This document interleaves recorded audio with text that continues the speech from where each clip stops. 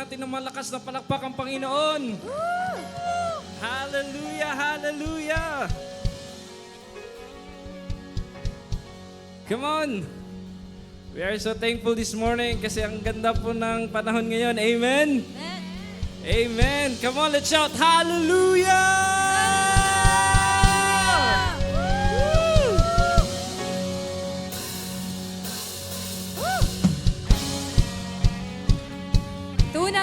Tunay ngang napakasaya kapag kasama natin ang Panginoon. Amen! Woo!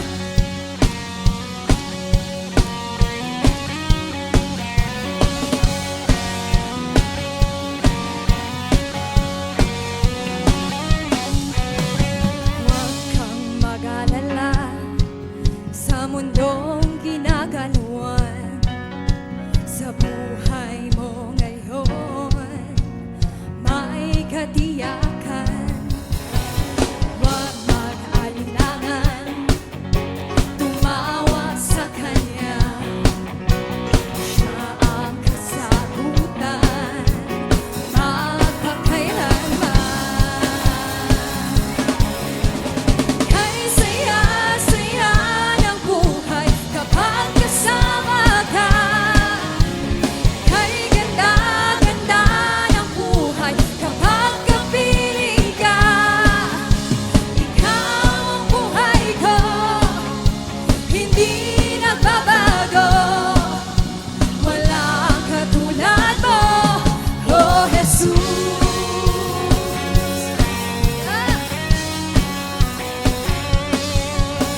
Ikaw ang kailangan sa buhay kong ito. Walang pangangamba, ikaw ang pag-asa. Sa'yo lang natagpuan tunay na kagalakan.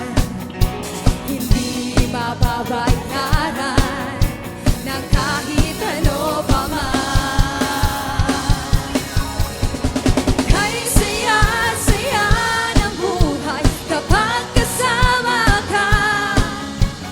Kay ganda-ganda ng buhay kapag kapiling ka.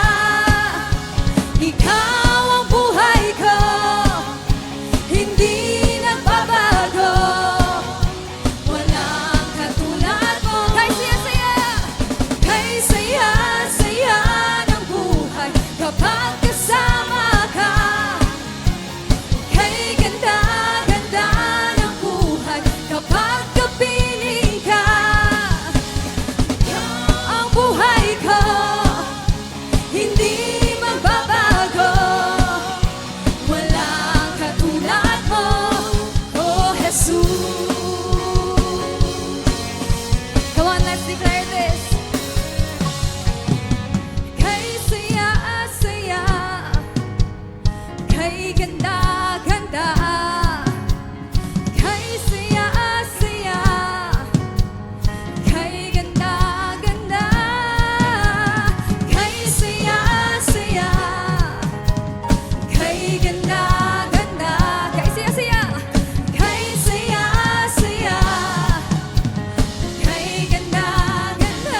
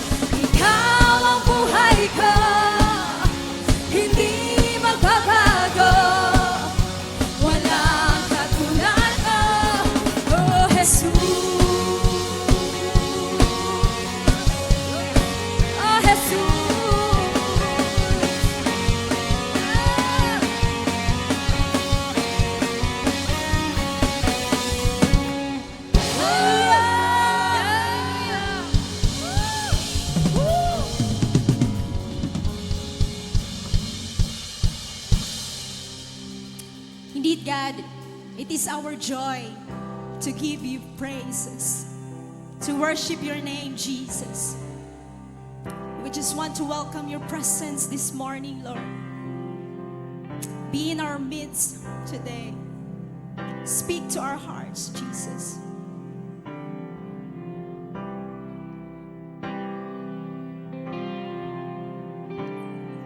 Jesus, what a beautiful name.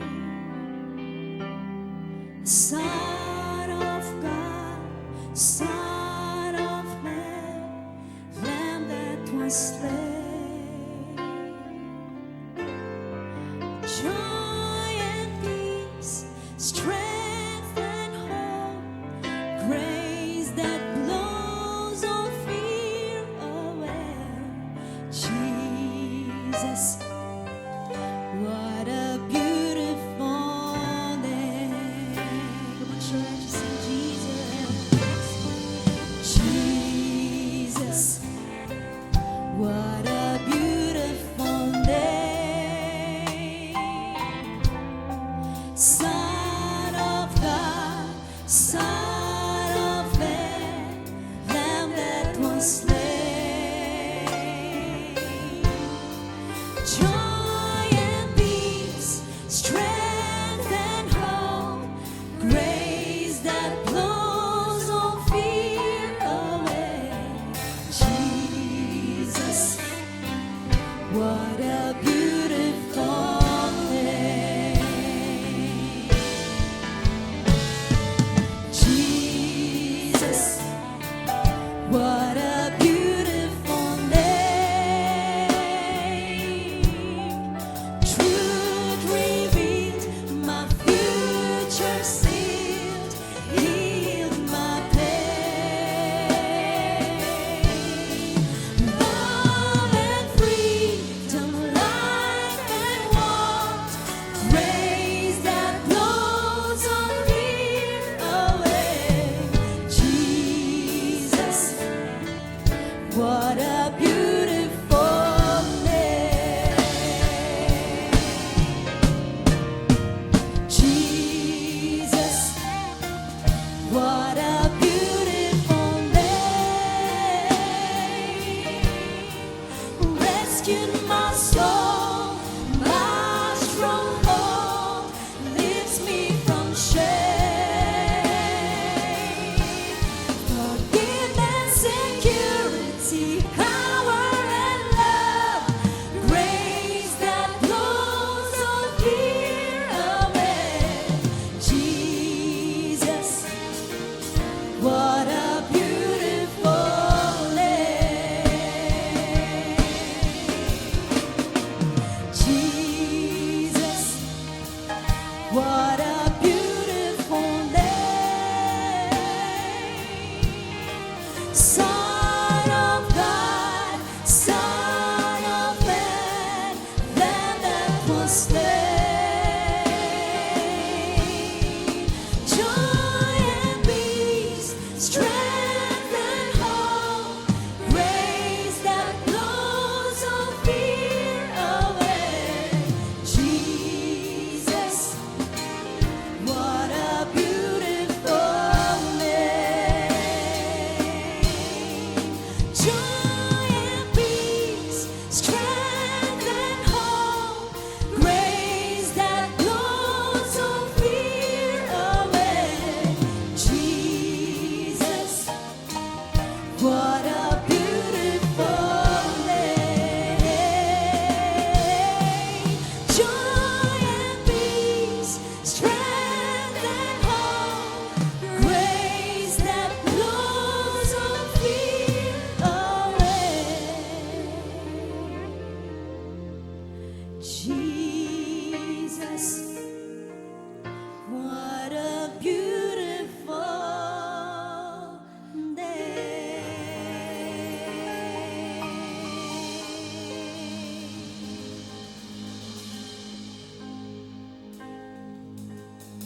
Hallelujah.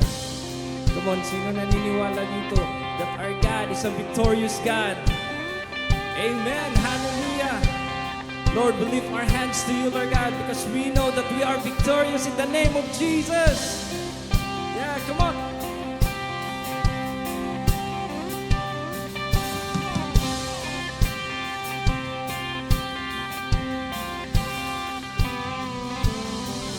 You hear me when I call. You are my morning song. Though darkness fills the night, it cannot hide the light.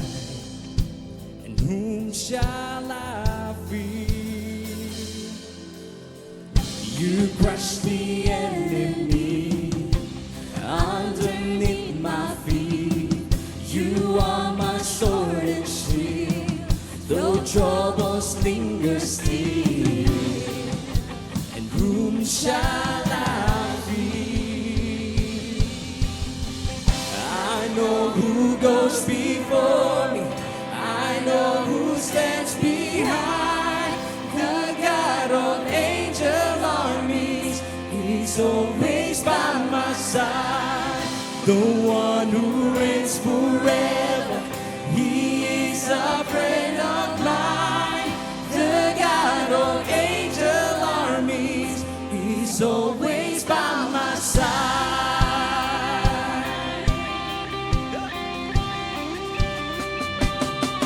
My strength is in your name, for you alone can save. You will deliver me, yours is the victory. And whom shall I fear?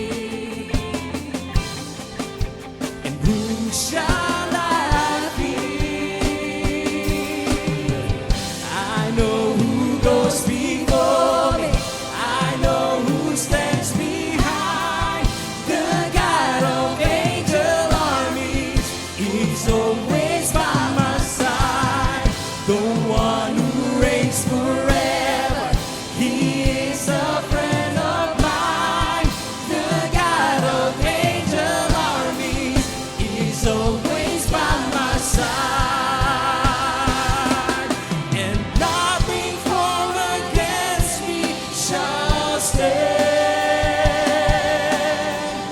You hold the whole world in your hands. And I'm holding on to your promises. You are faithful. You are faithful. And nothing formed against me shall stand. You hold the whole world in your hand. I'm holding on to your promises. You are faithful. You are faithful. And you are faithful.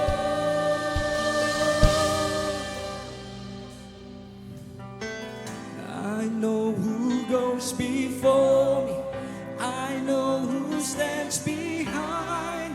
The God of angel armies is always by my side.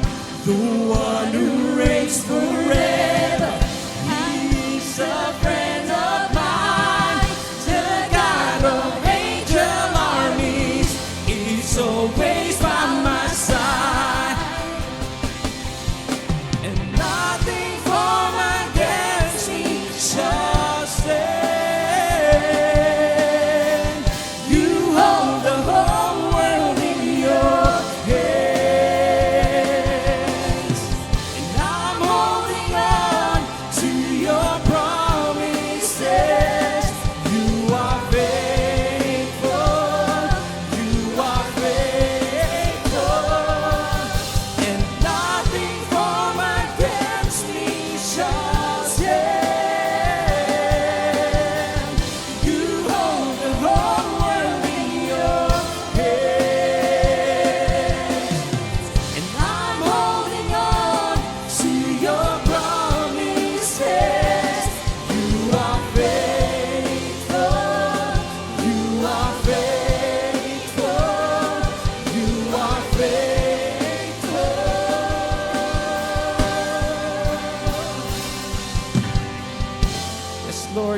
morning we believe, oh God, that you are faithful.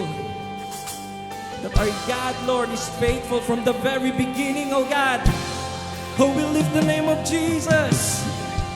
Oh, come on, shout the name of Jesus. For He is faithful. Our God is faithful, God. Amen. Hallelujah. Oh, we believe in you. Let faith arise. Come on, shout the name of Jesus. Your name is the highest. Your name is the greatest. Your name stands above them all. All thrones and dominions, all possessions. Your name stands above them all. Come on, shout the name of Jesus. Your name is the highest. Your name is the greatest. Your name stands above them all. All thrones and dominions, all powers and positions. Your name stands above them all. Your name is the highest. Your name is the greatest. Your name stands above them all. The name of Jesus. All thrones and dominions, all powers and positions. Your name stands above them all. And the angels cry, and holy, all creation thrives. Holy, you are lifted high. Holy, and holy forever. Your people sing, holy to the King of Kings, and holy you will always be. Holy and holy forever. You will always be. And holy forever. You will always be. And holy forever. Yes, Lord, you are holy forever, oh God. Oh, we lift your name. Hear your people sing this morning, Lord.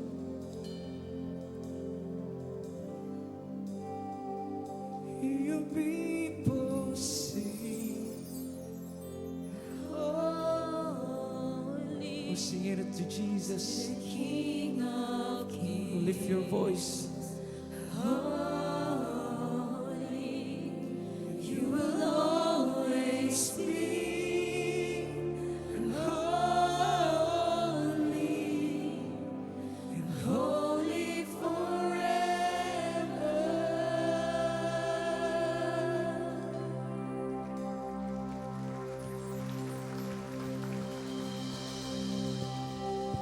Come on, let's give God a mighty clap offering. Hallelujah. Yes, Lord, you are holy, holy forever.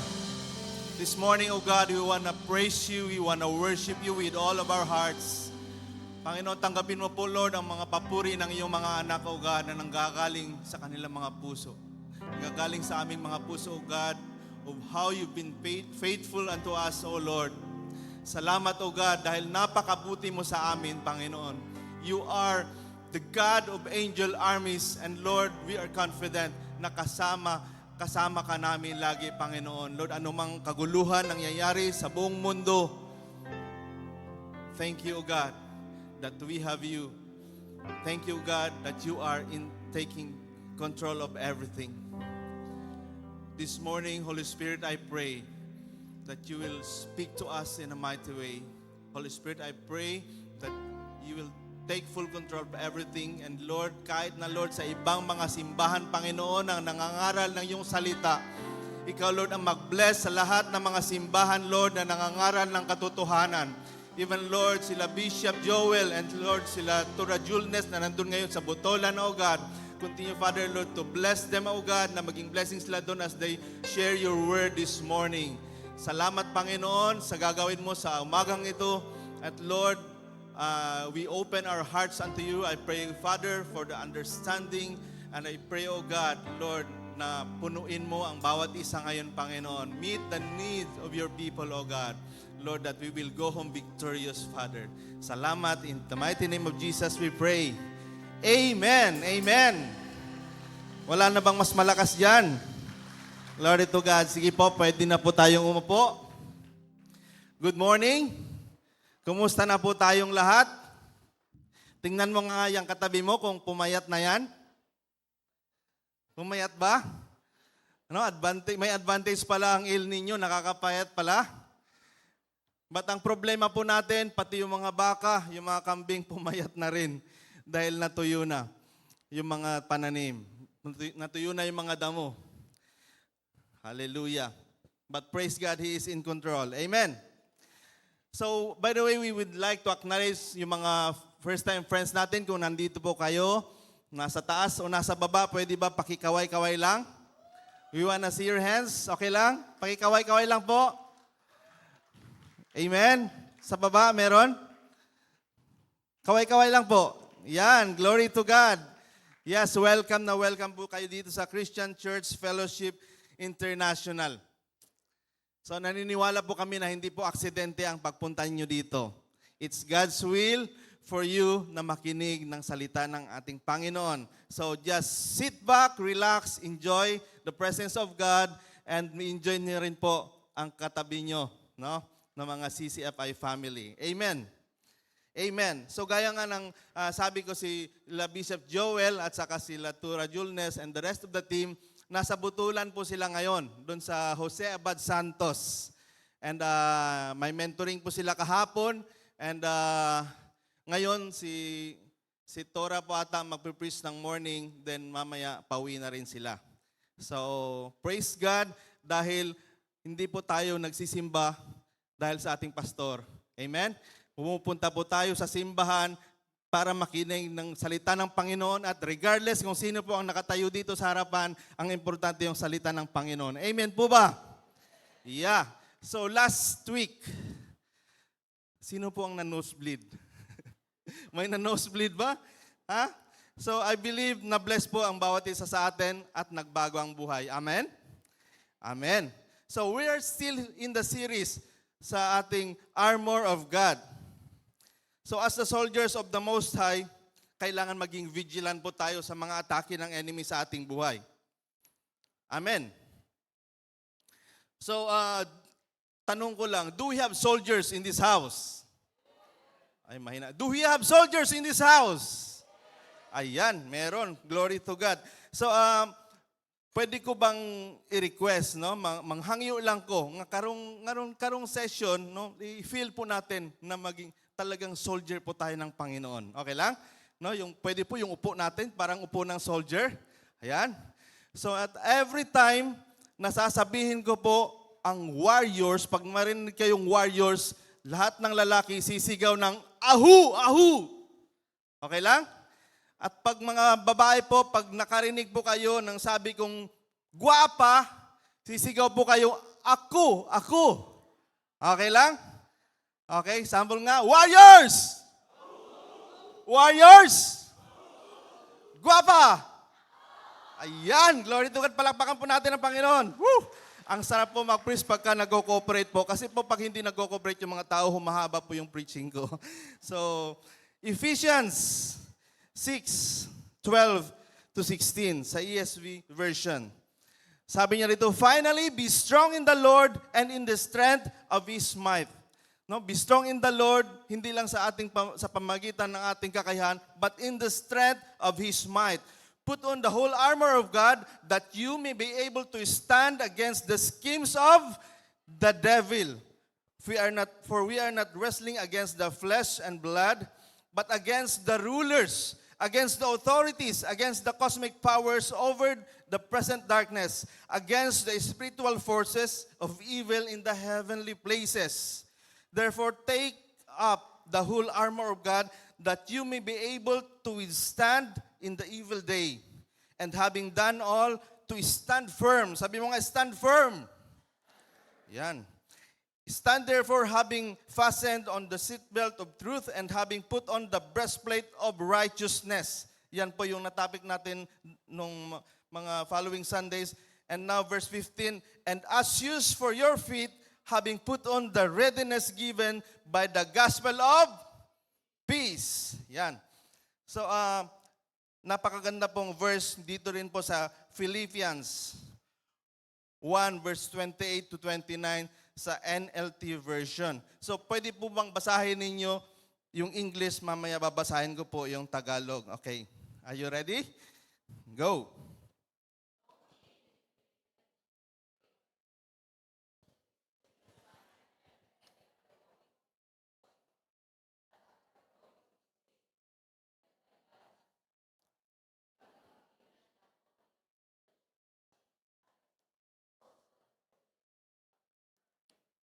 Amen. Sa Tagalog, sabi niya, huwag kayong matakot sa inyong mga kaaway. Magpakatatag kayo sapagkat ito mismo ang palatandaan na sila ay mapapahamak. No? Grabe, no? Magpakatatag sa forma pa lang, hadlok na sila. At kayo'y maliligtas sapagkat ang Diyos ay nagbibigay sa inyo ng tagumpay. Dahil ipinagkaloob niya sa inyo, hindi lamang ang manalig sa Kanya, kundi ang magtiis din naman alang-alang kay Kristo. Naintindihan po natin. No? So in other words, there should be peace in us regardless ano po yung condition natin. Amen? Are we ready? Excited ba tayo sa ating topic ngayon? Warriors! Guwapa! Ayan, panoorin po natin itong video.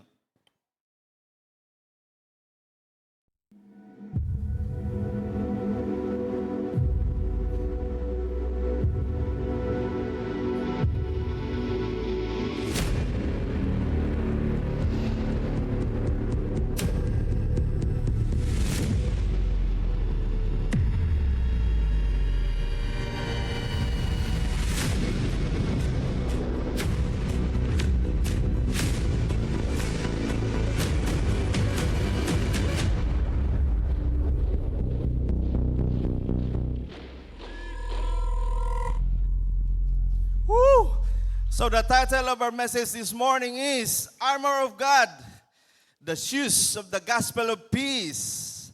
Ephesians 6:15. Salamat nga pala sa gumawa ng teaser. Ginawa po yun ni Pau Pau, anak ni Pastor Bons. Yeah, glory to God. Kung kailangan po ninyo ng aktor, sunod, pwede rin po ako mag-volunteer. Ephesians 6:15 sa ESV, sabi niya doon, and as shoes for your feet, having put on the readiness given by the gospel of peace. Sa New Living Translation, sabi niya, for shoes, put on peace that comes from good news so that you will be fully prepared. So isa-isahin lang po natin yung mga naka-underline dyan, no, yung shoes, readiness, and gospel of peace. So ano nga ba ang shoes? Para saan ba ang shoes? No? So they protect our feet from danger of walking or running around barefooted. So ito po ay importanteng component of our wardrobe. So may papakita po akong mga klase ng sapatos sa inyo. At i-identify po natin kung saan po ito nagagamit. Okay lang? Okay? First picture. Ayan. Under Armour. Para saan po yan? Pang-forma? No, pang-basketball po yan. Yes, pang-basketball po yan. So, paborito po yan ni Stephen Curry. Alam niyo ba kung ano yung paboritong pagkain ni Stephen Curry? Chicken curry. Good job. So next picture. Ano yan? Ballet shoes. Yan po ang mga sinusuot ng mga taong gusto mabalian. Okay, next picture. Safety shoes. Next picture. Ano yan? Yan po ang sinusuot pagka kumakain tayo ng halo-halo. Amen. So next picture. Yan. Ano po yan? Soccer shoes. Yan po ang sinusuot ng mga nagsasako ng palay at kopras. Soccer shoes. Last. Ayan. Hiking shoes, mountaineering shoes. Pwede rin niyang suotin pagka lagi kayong dumadaan sa bakod. Sarado ang pintuan kasi climbing shoes. Alright. May mga leaders po ba dito? May mga leaders po ba dito? Dapat ang sapatos niyo ganito. Leader shoes. Palakpak naman dyan. Okay, imagine a person wearing a ballet shoes. Papunta siya sa Mount Apo. Nakapunta na ba kayo ng Mount Apo? Yung aakyat ng Mount Apo, suot-suot niya yung ballet shoes. Siguro nasa kalagitnaan pa lang, surrender na siya. No? Lalo na pag dumaan ka doon sa area ng boulders, ang init doon. So, hindi ko lang alam kung makarating ka man sa taas, hindi ko alam anong itsura ng sapatos mo pag nakababa ka na. So, ganun din. Halimbawa, finals ng NBA, ang suot mong sapatos, safety shoes.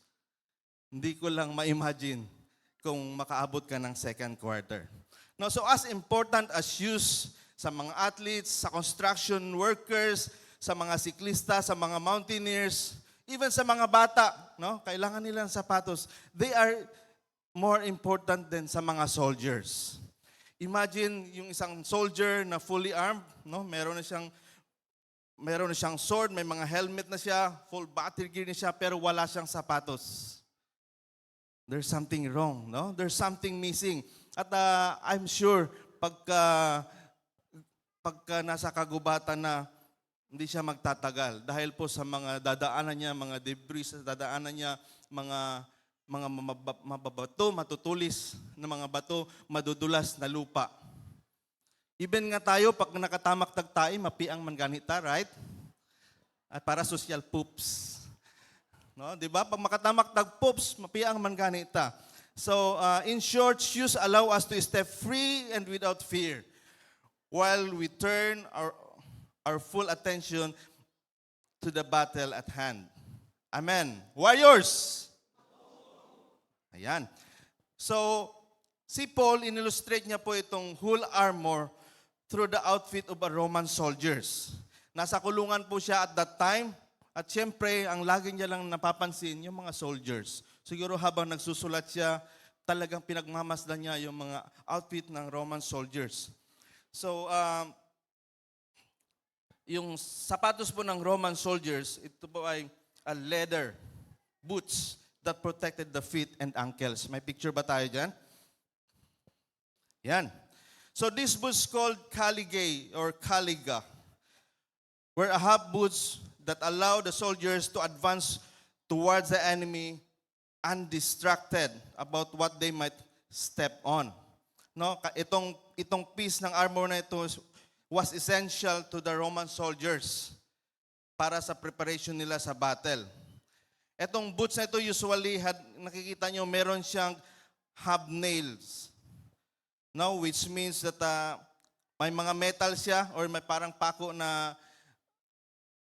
kinonvert na siguro yan. Ito po ginagamit po ito para sa great traction pagka paakyat ang kanilang terrain. And ito po maganda po panglaban po nila even sa mga uneven terrain, sa mga bulubundukin.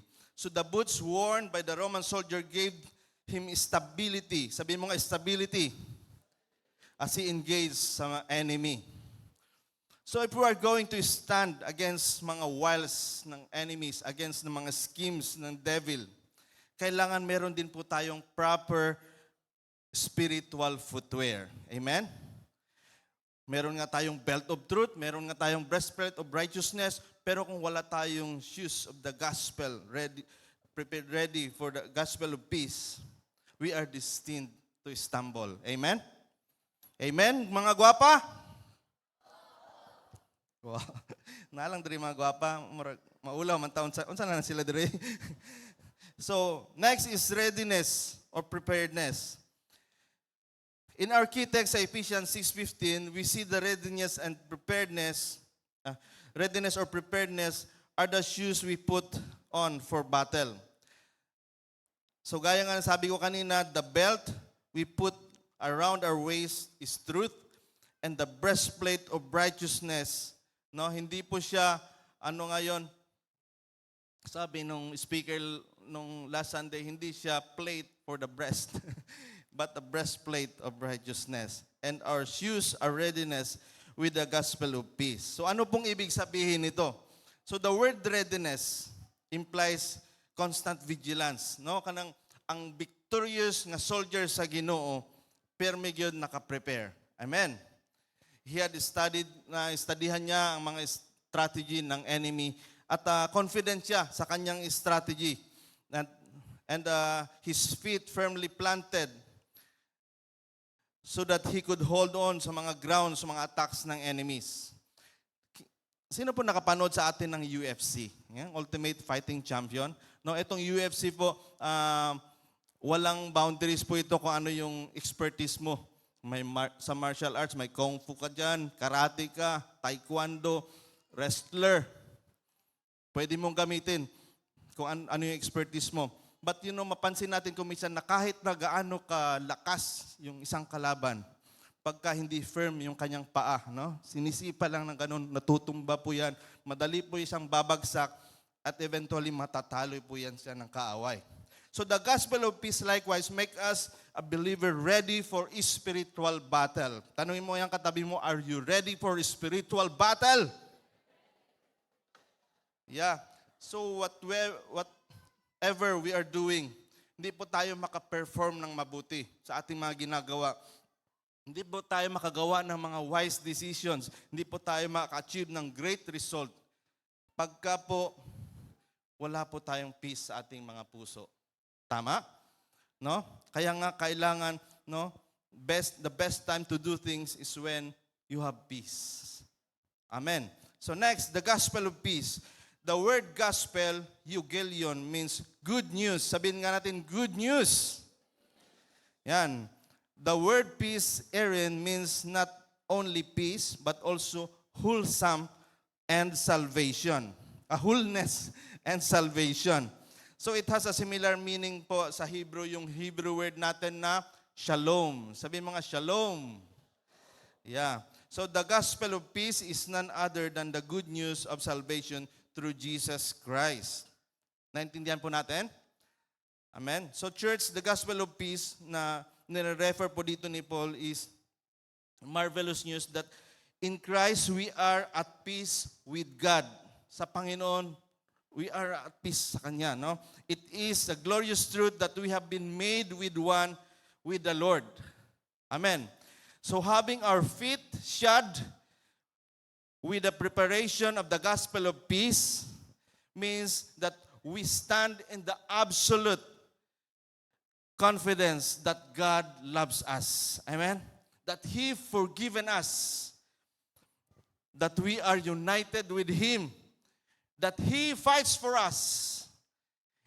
And that all is well with our soul. Ito po yung confidence natin na saved talaga tayo.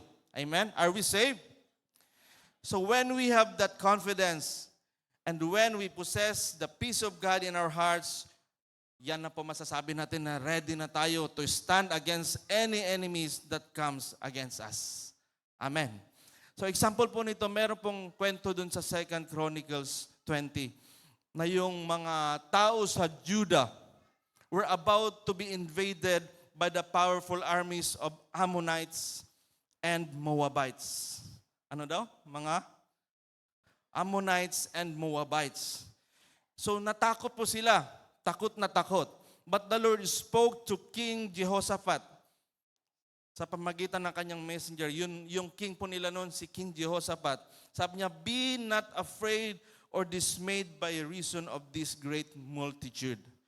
For the battle is not yours, but God's. So sabi ng Panginoon, ang laban na ito ay hindi sa'yo. Laban ko to. Praise God. No? So, to make the long story short, yung Judah po, naka-experience po sila ng great victory because they took God at His word and stood in their confidence in Him. Alam niyo po, ang nangyari noon, nung natanggap po nila yung mensahe ng galing sa Panginoon, yung mga Ammonites army at saka yung mga Moabites, inatake po nila yung mga tao doon sa Mount Seir, then sila mismo nagpatayan. Kaya nga nung yung mga soldiers ni King Jehoshaphat, nung papunta na sila sa battle, nag-worship lang po sila. Pagdating nila doon, patay na tanan ng kalaban. So ang ginalaw nila, pinagkukuha na lang nila yung mga armors ng kalaban. Pwede ba nating palakpakan si Lord? Gusto ba nating maranasan yung mga ganyang mga problema na pag-abot nato, nasolvad na tanan? Amen? No, siguro kung minsan nagpo-problema ka, tuition na po. Magugulat ka na lang, may nagbayad na ng tuition mo. No? Lami ka, no? No, punta ka sa Socoteco, may kasama ka, may kakilala ka, sabi niya, sagot ko na to. This bill is not yours, it's mine. No, glory to God. So ganun din po, no, na-experience ni Daniel nung na tinapon siya sa lions den. Alam niyo, worry po yung king noon. But you know, si Daniel, relax lang kayo, no? Nag-aana pa sa mga leon. Siguro, giponytail pa niya ang mga balahibo sa leon. Ganyan po siya at peace. You know, of all the things the enemy seeks to steal, kill, and destroy, sa buhay po natin, isa po dyan ang peace. Part po yan, nasa listahan niya po yung top of his list na i-disturb po ang ating peace. He intentionally stir up conflicts, division, disruption, and disturbance, both you and around you. He is the Lord of chaos and confusion. Gagamitin niya po lahat ng opportunity to upset us, to upset you. Yung sense of well-being natin and stability. Gusto ng kaaway, gusto ng enemy na maging uneasy tayo. Gusto niya na unbalanced tayo. Mapuno tayo ng anxiety, worry, and turmoil. Mawawala yung ating peace. Alam nyo, a life without peace is simply unprotected. Crippled, paralyzed, unable to move forward. Di ba pag wala kang peace, parang dili ka kalihok. And it hinders you from maturing and developing in a healthy fashion. So meron pong 5 things that will erode peace sa ating buhay. Itong kanang nagapapas mo, mga peace killers sa buhay natin. So number 1, worry or anxiety. Sabihin mga worry, anxiety. Philippians 4:6, sabi niya, don't worry about anything. Instead, pray about everything.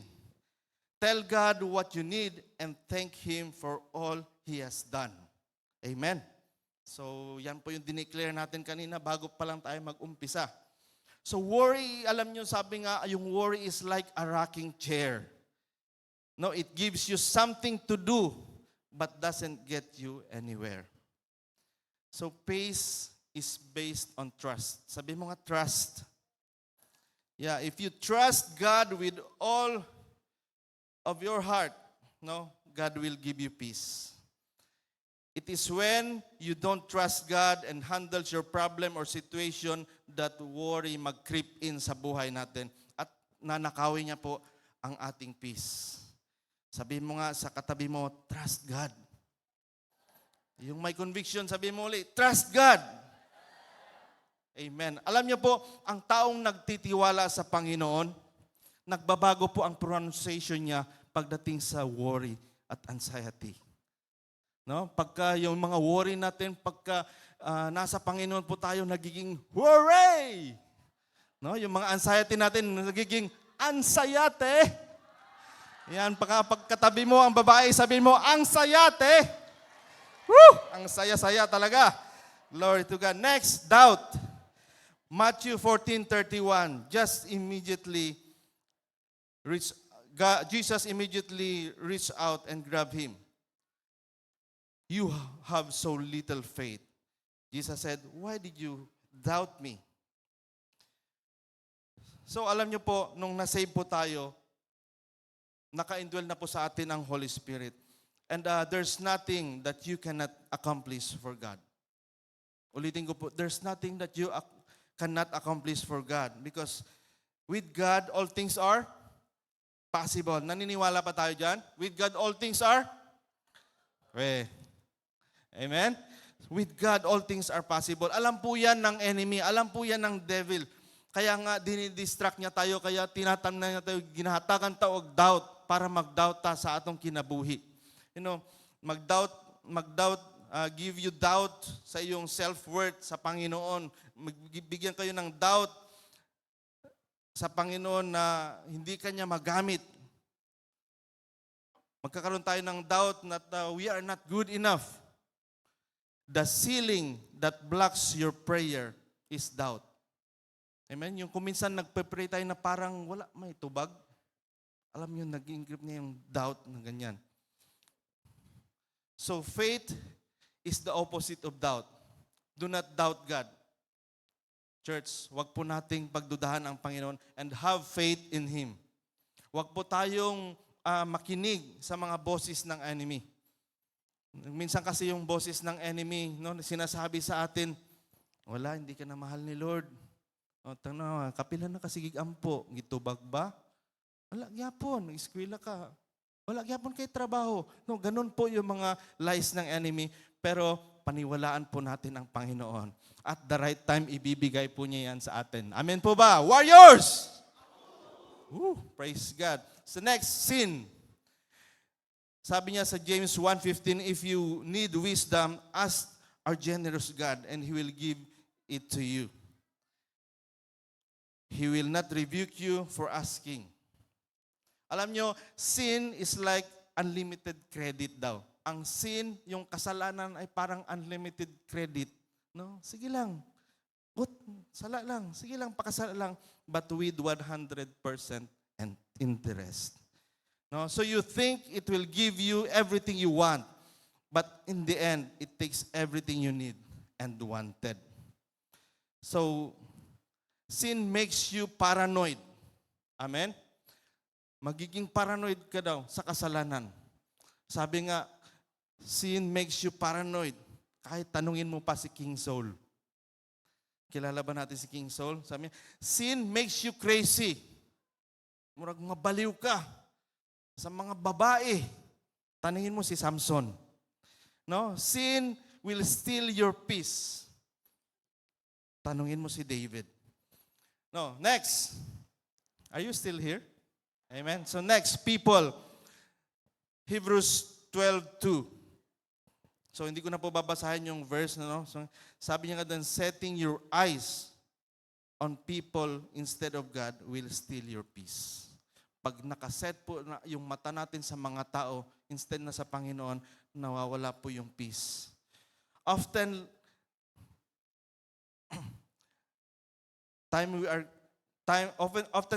we are concerned sa mga opinions ng ibang tao po. So we lose track of the one thing that really dapat tutukan natin ng pansin. Yun po ang Panginoon. So sa ating buhay po, in our lives,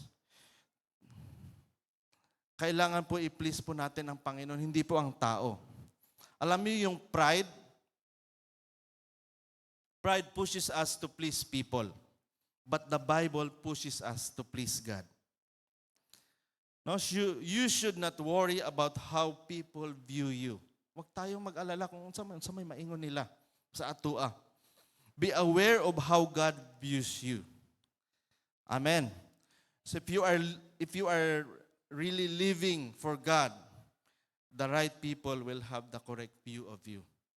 No, yung mga tamang tao, tama talagang paningin nila sa iyo. Next, fear. Ano na nga yun? Ano nga uli nga yung mga peace killers natin? Worry, anxiety, doubt, sin, people. Next, fear. Psalms 37:1. Do not fret because of evildoers, nor be envious of the workers of iniquity. Again, fear, makaparalyze yun na siya. It inhibits you from accomplishing what God has for you. Fear causes us to stay put instead of going great and doing great things para kay Lord. No, dahil sa takot natin, hindi na lang tayo, diyan na lang tayo, magmukmuk na lang tayo sa bahay, magtago na lang tayo sa kwarto. So hindi natin nagagawa yung dapat nagagawin natin para sa Panginoon. Amen. Sabi nga, in the wild, a lion roars to stun the prey.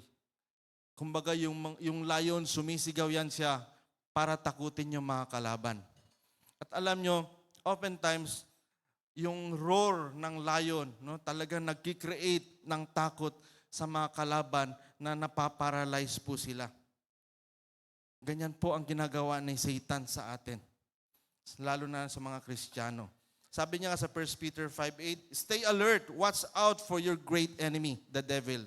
He prowls around like a rolling lion, looking for someone to devour. So, napakarami pong fears na maghinder po ng peace natin. Right? Even yung mga fear of failure, fear of change, fear of the future, fear of loss. Alam nyo, ayaw po ng Panginoon na mabuhay po tayo sa fear. We are meant to live victorious in Christ. We are meant to live victorious in Christ. So fear will hinder you, hinder your walk with God. It will steal your confidence in Christ and bring you many sleepless nights. Tama ba? No, pagkahadlok yun ka, di yun ka katulog, gamay nga kuskus lang, kamatadayon ka. No? So don't let fear rob your peace. We are more than conquerors. Amen? Warriors! Guwapa! Hallelujah. No, eto, pakinggan po natin ito. Peace is not the absence of something, but it's the presence of someone. Ulitin ko pa. Peace is not the absence of something, but it's the absence of someone. Dito po sa mundo, peace is the absence of something like, dahil walang silence puro na lang noise, kaya walang peace. Walang harmony, puro na lang gera, kaya walang peace. Walang understanding, puro na lang conflict, kaya walang peace. But you know, in the kingdom of God, you can be in the middle of those mga problema, mga conflicts, mga wars. You can be in the middle of that wars, in that conflicts, in that noise, but you still have peace. Amen? Because peace is a person inside of us. Peace is a person inside of us, and His name is Jesus. Sabi niya nga sa Isaiah 9:6, for a child is born to us, a son is given to us. The government will rest on His shoulders, and He will be called Wonderful Counselor, Mighty God, Everlasting Father, Prince of Peace. Glory to God. Palakpakan po natin ang ating Panginoon. So Isaiah prophesied of the coming Messiah and called Him the Prince of Peace. Through His own flesh, yun po si Jesus, Christ has purchased our peace. Binayaran po lahat ng ating Panginoon, ang ating pagkakasala para mabigyan po tayo ng peace. So the gospel of peace is also described by Paul sa Ephesians 2. Verse 3 to 19, pero ang babasahin ko lang po, 13 to 19, babasahin ko lang po ang 13 to 14. Pero mas maganda po pag kayo ang nagbasa sa 13 to 14. Sige, are you ready? 13 hanggang 14 lang po. Ready, go.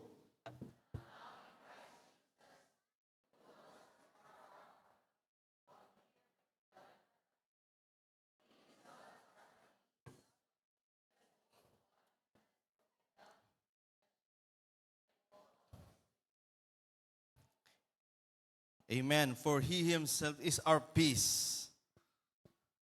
Amen. Alam niyo po, if our God designs us to face battles. Kung dinisign tayo ng Panginoon na humarap sa gera, it is only because He already give us the weapons to win. No? Hinayaan niya tayong haharap sa battle sa kadakahilanan po na binigyan niya po tayo ng weapons para manalo.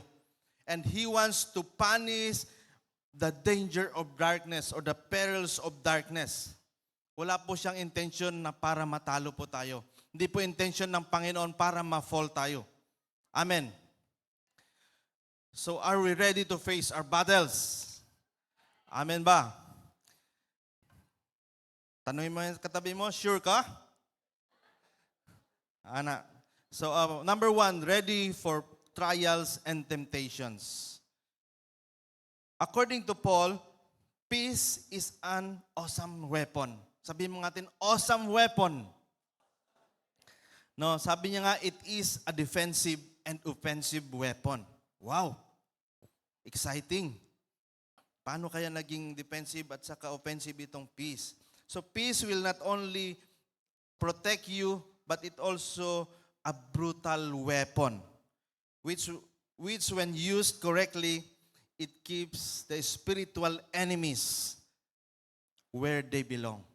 Saan ba nabilong ating kalaban? Under your feet. Sabi mo nga, under your feet. So isang good kick o isang magandang padyak lang, our enemy is crushed. Meron ngang verse, sabi niya sa Romans 16:20, and the God of peace will soon crush Satan underneath your feet. Amen? So let's make a declaration today. A prophetic gesture na ika-crush natin ang enemy underneath our feet. So sabay-sabay po tayong papadyak. No? Mauna sa kaliwa, sunod sa kanan. At the count of 3, no? Sabay-sabay po tayong papadyak ng malakas. Mauna sa left, then to the right. Are we ready? Okay, 1, 2, 3. Medyo mahina. Okay, ulit po. 1, 2, 3. Yan, glory to God. Palakpakan po natin si Lord. Woo! Grabe ka powerful. Naramdaman nyo yun? Naramdaman nyo yun?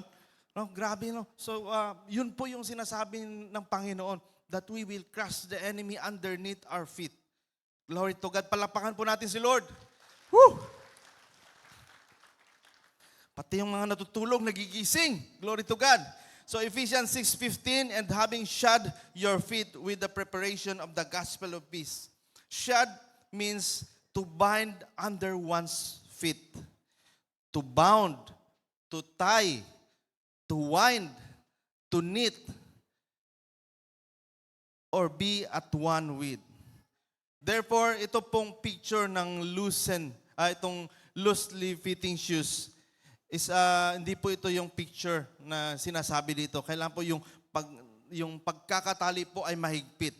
No, ganito po pinapahiwatig ni Apostle Paul sa bawat isa sa atin that we must firmly tie the peace sa ating buhay. Amen. Itali daw natin ang ating peace sa ating buhay. Dahil kapag maluwag po ang pagkakatali natin, maluwag ang pagkakakabit natin sa ating buhay, we cannot stand on our ground. Siguro isang phone call lang na-distract ng ating peace.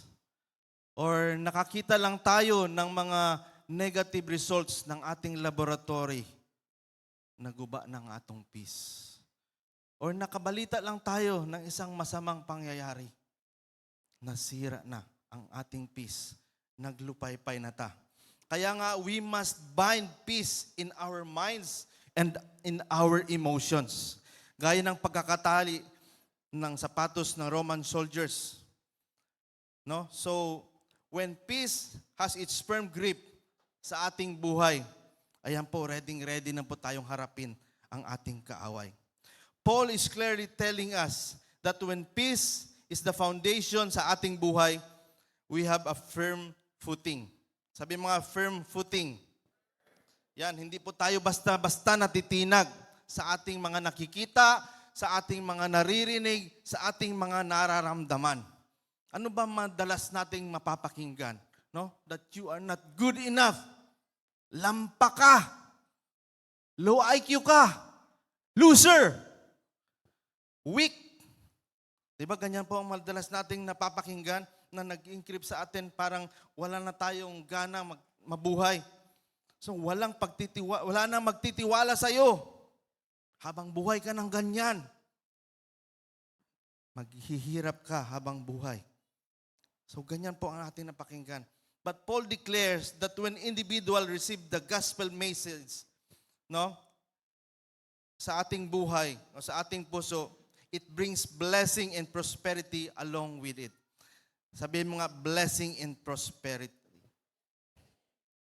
So in fact, the word peace implies that the blessing of God will be so strong and effective in your life that this conquering force will remove all the former chaos sa ating buhay. And magkakaroon po tayo ng peace that prevails in every area sa ating buhay. The good news of Jesus suffering on the cross para sa atin and being raised from the dead, nagpuprotekta po sa atin na magkaroon po tayo that protect us sa ating mga pagsubok sa buhay. Because the good news, no, because of that good news, meron tayong ability to endure mga trials. Yun pong yung resurrection power ng ating Panginoon. Dahil buhay po ating Panginoon. Kaya po pag buhay ang Panginoon natin, anumang mga pagsubok niyan, kakayanin natin dahil kasama natin siya. Pwede ba nating palakpakan ang Panginoon? Woo! Yung mas malakas pa po dyan. Woo! Hallelujah! Meron pong two kinds of peace that the believer can experience. Number one is the peace with God. Sabi mo nga, peace with God. Peace with God is what a person experiences when he or she first comes to the Lord for salvation. Yun po yung time na tinanggap po natin ang ating Panginoon. Nagsisi tayo sa ating mga kasalanan, tinanggap natin siya. Nagkaroon po tayo ng peace with God. No, once repentance is complete and the hostility of the old man is gone, the new peace with God comes into a being. Sabi niya sa Colossians 1:20, and through Him, God reconciled everything to Himself. He made peace with everything in heaven and on earth by means of Christ's blood on the cross.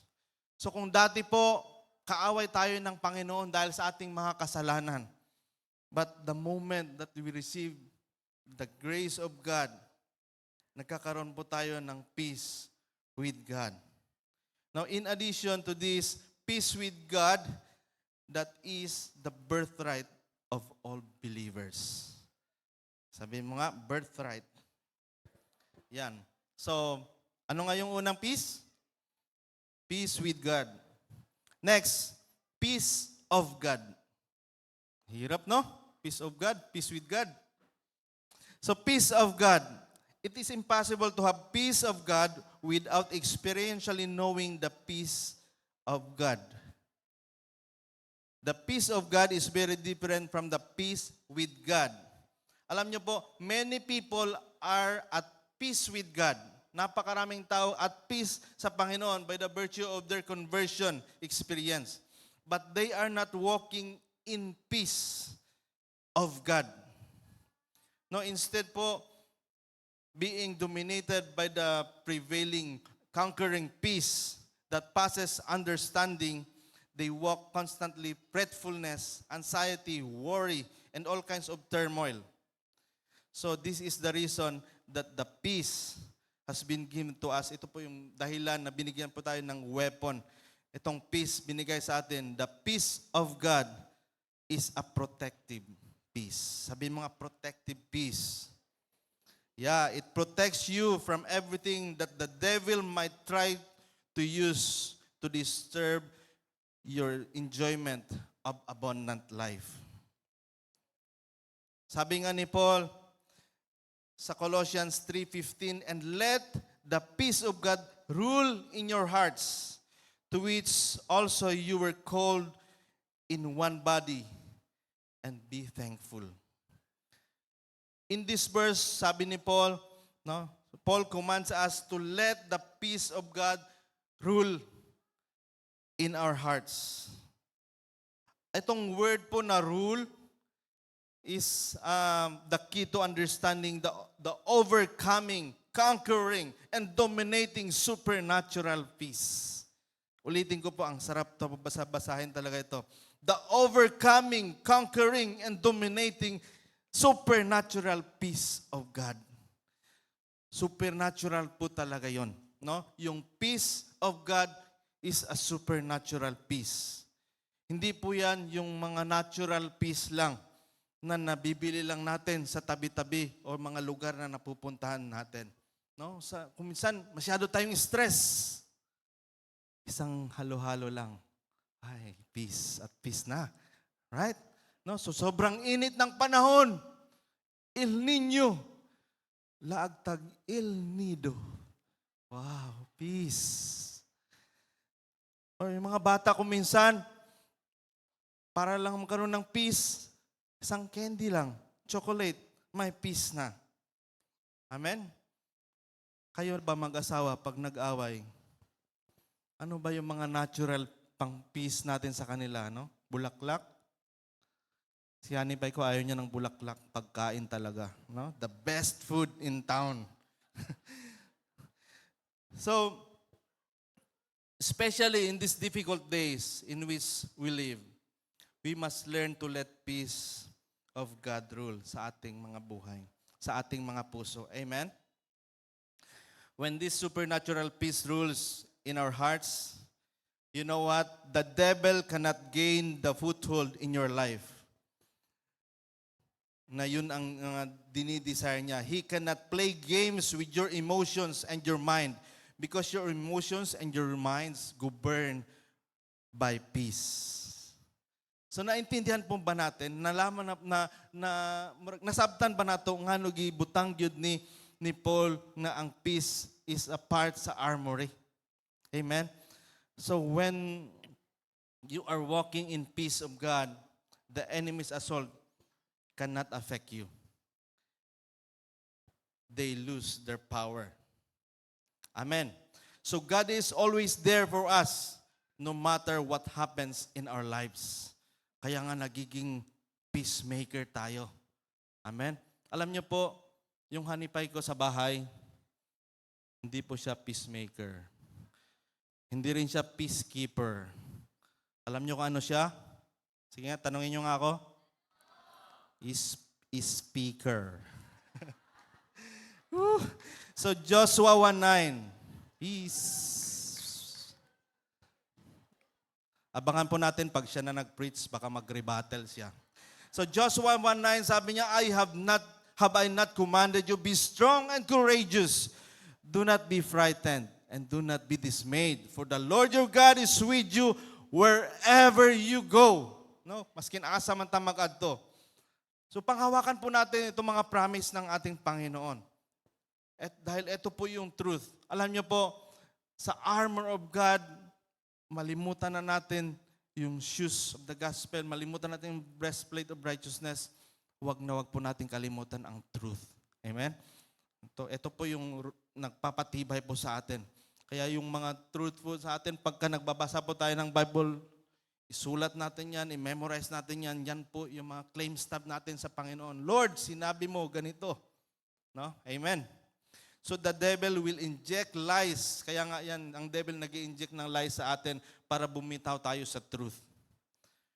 Then, pagka bumitaw na tayo sa truth, unti-unti na rin nabubuhay na rin tayo sa unrighteous living. Then, unti-unti na rin nawawala yung peace sa ating buhay. So like shoes for our feet, the gospel makes us ready to stand up sa mga temptation. Alam nyo, ang good news is that mahal na mahal po tayo ng Panginoon. At His grace forgives the worst sin we have ever committed. He knew we are weak, and so He would never give us something na hindi natin kaya. Amen? Kaya nga, confident talaga ang Panginoon sa atin dahil yung mga binibigay niyang pagsubok sa atin kayang-kaya natin yan. Kung minsan nagtatanong kasi tayo, bakit ako may sakit na ganito? Ba't hindi na lang sila? Alam niyo, sagot ko dyan, confident si Lord sa'yo. Amen? Kaya sa iyo yan binigay, dahil kung sa iba yan binigay, basig mo give up na sila. But yan ang tandaan mo, the moment na binigay sa iyo yung mga pagsubok na yan, God is confident na mapaglalabanan mo yan, mapagtatagumpayan mo yan in the name of our Lord Jesus Christ. Hallelujah. Next, ang peace as a defensive weapon. Alam nyo, aside sa spike ng mga sapatos na pinakita kanina, meron pong bakal na nagmula po sa tuhod hanggang sa ibaba, no? Para protektahan po yung shin o yung etong part natin. At tinatawag po itong greaves. Na ba tayo picture diya? Yan.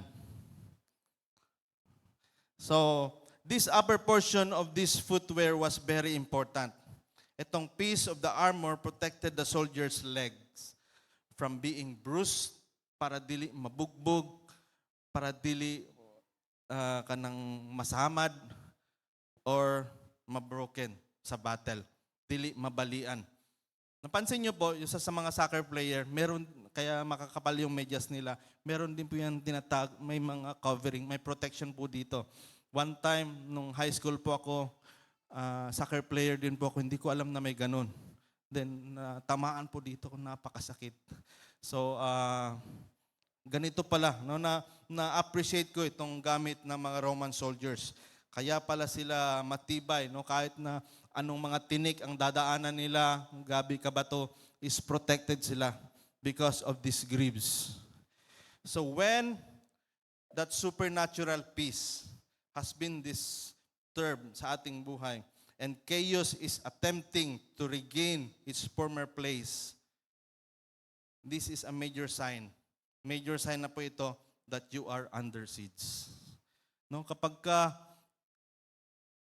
yung supernatural peace ng Panginoon murag nauyog sa atua, medyo na-disturb ta, nawala ta sa atong focus. Murag nagabalik na pod ang mga chaos sa atong kinabuhi. Sign po yan that we are under siege. However, the presence of chaos and the absence of peace does not necessarily mean that the enemy has attacked you. Pakinggan po natin ulit. However, the presence of chaos and the absence of peace does not necessarily mean that the enemy has attacked you. It may be signposts that you have violated some principle of the scripture or that you have disobeyed the will of God by your life. So, tandaan po natin yan. No, sometimes, may mga problema dumating sa ating buhay. I-review rin po natin ang ating buhay. Baka may nagawa tayong kasalanan. Kung minsan kasi nananahimik lang yung si Taning. No, pasalaan dayo na to siya. No, ko ilabot diha, oy, lingkod lang ko diri. Ikaw may sala. No? Maybe you violated or nag-disobey tayo sa Panginoon. 1 Corinthians 10:13. NLT. The temptations in your life are no different from what others experience. And God is faithful. He will not allow the temptations to be more than you can stand. Yan nga sinasabi ko kanina. So when you are tempted, He will show a way out that you can endure. Praise God. So number 2, ready to love. Sabi mo nga, ready to love. So we are called to stand out in the world. And one of the things help us to stand out more than anything else is our love. Amen? So dapat makita talaga yung love sa atin. Kung love man ang hanapin ng yung power ng love, dapat sa mga Kristiyano talaga ang naaana. So John 13:35, sabi niya, by this all people will know that you are my disciples, if you have loved one another. Amen. Love mo ba yung katabi mo? Amen. So Ephesians 5:1-2 sa NLT, imitate God therefore in everything you do, because you are His dear children. Live a life filled with love, following the example of Christ. He loved us and He offered Himself as a sacrifice for us, a pleasing aroma to God. Alam nyo, maraming mga tao ngayon po still worried, anxious about sa kanilang buhay. Patuloy po sila nabubuhay sa fear, sa doubt, sa mga dahil po sa mga na-experience nila sa kanilang buhay na rejection or nabubuli sila, they were cheated, pinaglaruan lang sila or not accepted.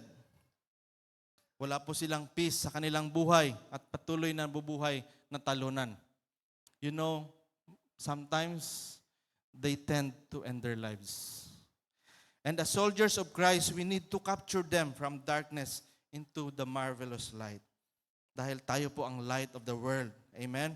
We must share the peace, we must share the peace that we have in Jesus.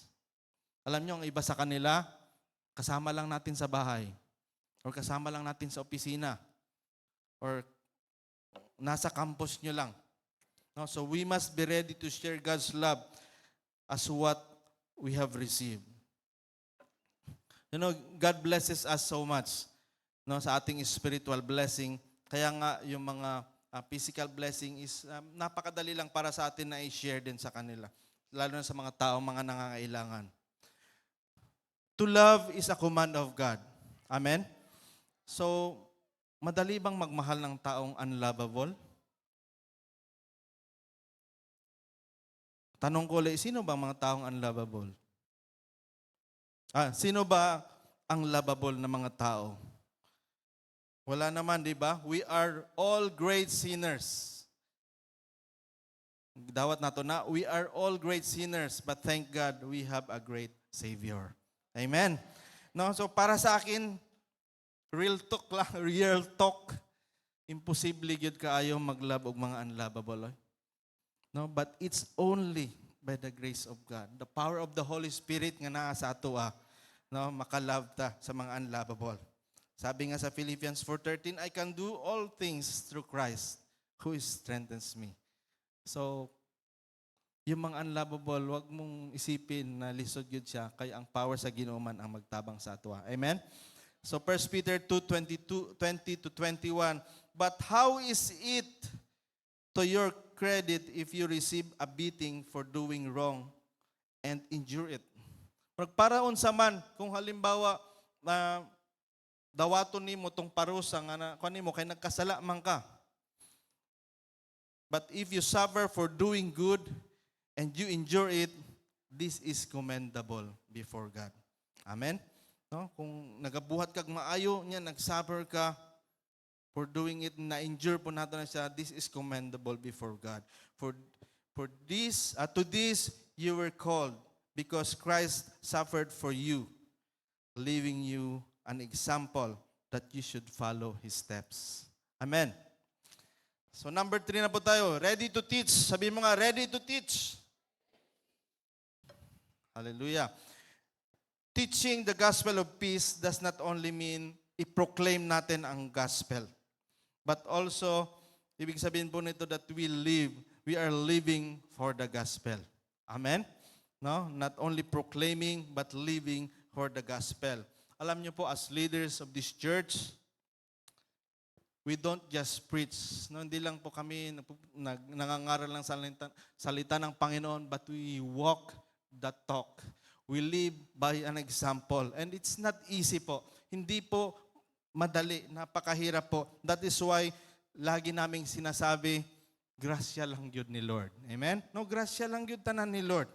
Hindi po kami perfecto.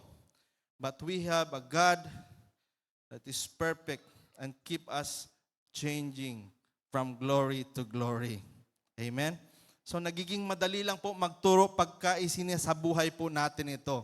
No, yung change life na natamo namin, yun rin po ang nagbibigay sa amin ng lakas para ibahagi sa iba. No, at I believe na kung kami gani nga sobra kadautan, sobra ka makasalanan, kamo pa ka nga murag buutan man mo, no? Amen? So, ang peace na aming natanggap ay hindi po namin ipinagmamadamot. No? But we want to share it to anyone who needs it. Gaya nga sa buhay ni Paul. Dati po siyang persecutor of early Christian church. Grabe no, yung mga Christians pinagpapatay niya dahil sa kanyang paniniwala. But when he encountered Jesus, His love, grace, and mercy, na yung desire niya para sa lahat ng taong hindi nakarinig ng good news that Jesus rescues sinners from the wrath of God did not stop him even nandun na siya sa kulungan. You know, in prison, patuloy pa rin siyang nag-share ng salita ng Panginoon sa pamagitan ng sulat. No? Nagsulat po siya ng mga libro at alam niyo po, 13 books sa New Testament sinulat po ni Apostle Paul. From Romans, from 1st and 2nd Corinthians, Galatians, Ephesians, Philippians, Colossians, from 1st and 2nd Thessalonians, 1st and 2nd Timothy, Titus and Philemon. Siya po ang sumulat niyan doon po sa kulungan. So nothing can stop him dahil po sa kanyang pag-ibig sa Panginoon. Sabi niya nga niya sa Romans 15:20, my ambition has always been to preach the good news where the name of Christ has never been heard, rather than where the church has already been started by someone else. No, so ganun po siya. No, yung mga hindi pa na-reach na mga tao, yun po yung gusto niyang, doon siya gusto niya mag-share. And you know what? Apostle Paul fulfilled his purpose. Nag-injure po siya and he overcame. Despite sa mga painful na pagdaanan po niya, naka-experience po siya ng imprisonment, bugbog, latigo, yung 39 lashes na experience na po din yun, shipwreck, kagutom, insult, rejection, at marami pa pong iba. Meron pang snake bites. Ano pong na-experience natin sa Panginoon? Sabi niya sa 2 Timothy 4:6-8, for I am already been poured out as a drink offering, and the time of my departure is at hand. Alam niya na ito na yung time na malapit na siyang mamatay. Malapit na siyang patayin.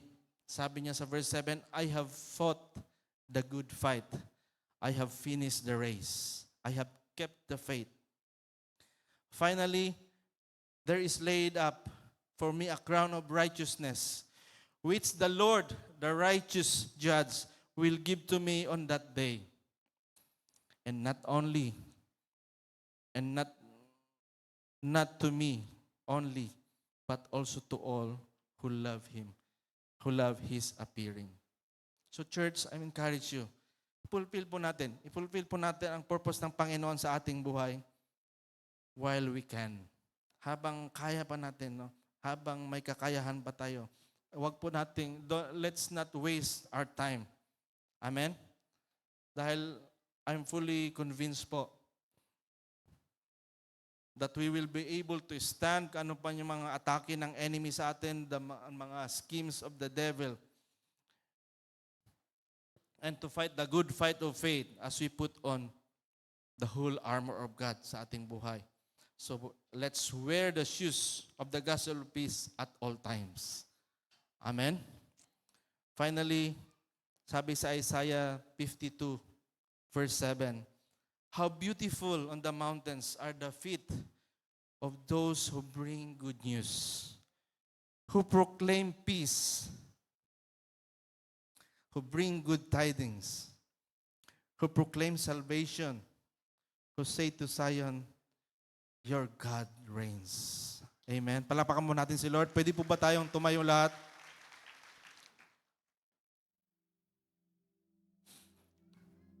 Yumuko po tayo.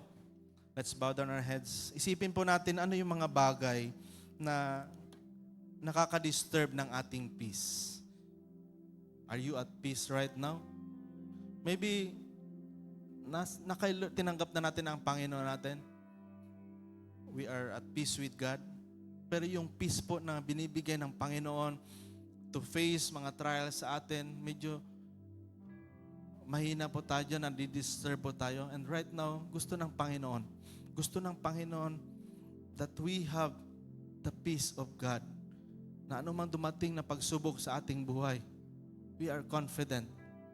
Hindi natin sisisihin ang Panginoon, hindi natin sisisihin ang ibang tao. But magiging confident po tayo na hindi tayo pababayaan ng ating Panginoon.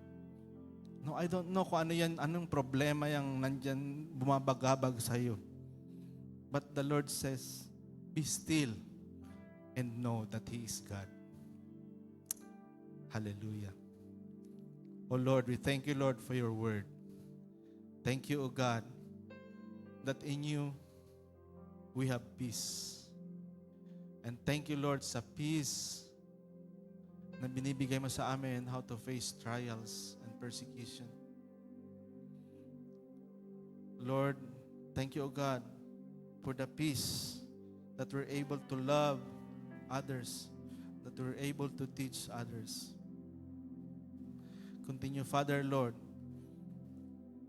to move in our lives, Lord, na itong peace na ito, Panginoon, makita ng aming kasambahay, makita ng aming katrabaho, and that, Lord, soon, makakasama din po namin sila. Ma-share namin yung peace na nanggagaling sa iyo. Father, I pray that you will strengthen us sa mga matitinding mga pagsubok na darating, because you said that in the last days, there will be great mga pagsubok sa amin na darating. These perilous times. Tatagan mo kami, Panginoon. Salamat, O God. In Jesus' name. Amen. Amen. So, yung mga first-timers po, pwede po you remain standing while the others, umupo na po sila. Kung first time ka po, pwedeng you remain standing. At gusto ko lang po na matanggap nyo itong peace na sinasabi po natin. Yeah? So, praise God. Yung sabi po na yung peace with God, ito po yung time na tatanggapin po natin ang Panginoon sa ating buhay at yung mga kasalanan natin ma-reconcile po sa Panginoon. So just follow after me. Sundin lang po natin itong panalangin na ito. Panginoon, maraming salamat sa iyong salita. Maraming salamat dahil sa iyo magkaroon ako ng peace. Lord, forgive me for all of my sin. Right now, I accept you, Lord Jesus, to be my Lord and personal Savior. Maghari ka sa aking buhay. At Lord, fulfill your purpose in my life. Simula ngayon, pupurihin kita at susundin kita. Sa pangalan ni Jesus, Amen. Amen. Glory to God. Palakpakan po natin ang ating Panginoon. Warriors! Guwapa! Yeah, praise God. Are we blessed? Sige, one more clap offering po para sa ating Panginoon.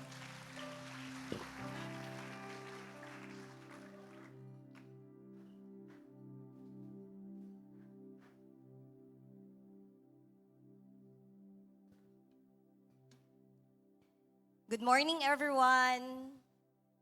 Ingnay mong tapa, good morning. Morning. Okay, good morning po sa ating lahat. My name is Nelma May Morante, one of the leaders of this church, a disciple of Jesus, and I'm under the leadership of Mommy and Pastora Vanessa Clemente. So I'm here to testify God's goodness, faithfulness, and generosity over my life. But before that one, let's have this verse first. So, every time makadibo ko Habakuk, gina-look forward yun ako ni siya nga verse. Because, naadjud siya say something inside my heart, especially in the era of Nelma waiting for something from the Lord. Habakkuk 3:16 to 18. I heard in my heart pounded. My lips quivered at the sound. Decay crept into my bones, and my legs trembled. Yet I will wait patiently for the day of calamity to come on the nation invading us. Kani siya, favorite dyan ako ni siya. Though the fig tree does not bud and there are no grapes on the vines, though the olive falls and the fields produce no food, though there are no sheep in the pen and no cattle in the stalls, yet I will rejoice in the Lord. I will be joyful in God my Savior. Amen. So we see here, si Habakkuk, he is in a tone of having a plea, waiting, really waiting in the Lord. So same as with me, I notice every time I ask something from the Lord, He doesn't give it immediately to me. So dili siya instant ang paghatag ni Lord sa ako. I notice Him always making me waiting patiently. So as time goes by, the Lord has been gracious of letting me experience blessings of Him, molding me as a person with full of hopes that as I wait, it's never in vain. And indeed, it's never in vain. Number 1, for almost 11 years of praying, the Lord granted the desire of my heart, which I thought He has already forgotten, to get my family saved. This last women's encounter, to ni Agi lang, my sister finally encountered the Lord. So, if you can remember, siya itong nag-testimony last time na dugay daw kay siya gisoinil. Dugay bitaw. So, she is now in the church, fully committing herself to discipleship. Nang naay bilog dira siya akong sister. Number 2, 5 years of waiting, the Lord finally granted my prayer to finish my postgraduate study. It was not easy. I had my sleepless nights and endless prayers of asking God to provide me with wisdom, strength, and supplication to my finances. Glory to God, the Lord made me defend my paper last February 10, 2024, and now I am waiting for my graduation. Thank you, Lord. Number 3, for 5 years in the institution where I am working right now, the Lord used CCFI, this church, to preach the truth to our students. So, this June 2024, ang church ang mugunit sa recollection sa amo ang school. So, glory to God. Thank you, Lord. So, also, God has given me the opportunity to speak and preach the Word of God last April 7 during the wake of one of the members of this church. And the Lord made me ready out of season. So, mapanindigan na dyan na ako ang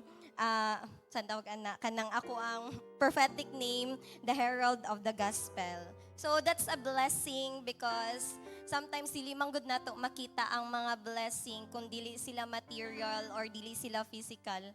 Na ay mga blessing nga kana makita nato siya in times that we are struggling or in times na wala nato siya gina-expect. And last, the Lord has been sustaining me and my disciples to win souls and make disciples. So this May, mag-graduate ang tulo na ako ka-disciples. Isa sa SOL 1, isa sa SOL 2, ug isa sa SOL 3. Glory to God. So these things are amazingly done by the Lord in my life. And as you can see, blessings are not just material. Kay bonus ra jud ang mga material blessings. According kay Brother David last Sunday, the true luxuries of life are love, joy, hope, and ganiha ingon kay peace. Things money that cannot buy. That is why let us possess them as we wait for those promises He has for us. They will surely come. Let us give and entrust the Lord everything that we have. So even we cannot see it, tell your seatmate, wait patiently. Okay, so let's raise our tithe cards and let us pray. Our most gracious and heavenly loving Father, O God, we thank you for this opportunity that we get together in this one beautiful Sunday. We thank you for feeding us with spiritual food. This moment, we come before you and entrust everything that we have. Forgive us for sometimes we take you for granted, for not trusting you and for doubting your capabilities. Lord, this morning, as we give, we pray for your blessings, especially those which can strengthen us to continue what we have started in you. For those who are working, bless the works of their hands, that they may continue to give everything that they have to you. To our students, we pray for wisdom and knowledge, that in every sleepless night they have, may you give them the peace and assurance. Lord, this morning, we also pray that you will increase our capacity to give. Increase our capacity to believe in you, Lord. Lord, these things that we hold into our hands right now, kasali na diri ang salvation sa among family, kasali na diri ang peace sa among heart, and kasali na diri among pagpalangga sa mga tao, even those people who are unlovable. Lord, as we give this morning, may you give that joy in our heart that even money and everything in this world cannot replace. We thank you, O God, for everything. We bless your name. In Jesus' name, amen. Amen. Let's give. Isang napakagandang umaga sa ating lahat. Welcome to CCFI Christian Church Fellowship International. Welcome, lalong-lalo na sa ating mga first-timers. Here are our announcements. This is our Sunday service schedule, 10 a.m., 2 p.m., and 5:30 p.m. Visit us on Facebook, Instagram, and YouTube at CCFI Jensen. At gumising na ng maaga para sa ating dawn prayer meeting, 5 a.m. every first Saturday of the month. And for those who are opting to give through online, ito po ang ating BPay account, GCash, and PayMaya account. At happy birthday sa lahat na nag-birthday this week. Happy birthday, Naimot, and happy birthday, Jaja. Happy birthday. Yeah, come on, let's stand up.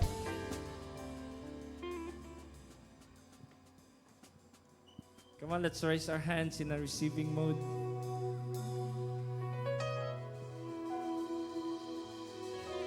The Lord bless you and keep you. Make His face shine upon you and be gracious to you. The Lord turn His face toward you and give you peace.